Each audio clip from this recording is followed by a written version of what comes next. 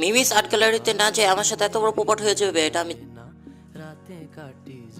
Mimi's art গ্যালারিতে না যে আমার সাথে এত বড় পোপট হয়ে যাবে এটা আমি জানতামও না। প্রথমে চলো আনবক্সিং করা যাক। আনবক্সিং এর এক পর্যায়ে আবার ক্যানভাস প্যাডটা আমার কাছ থেকে নিয়েছিল প্রায় 300 টাকা।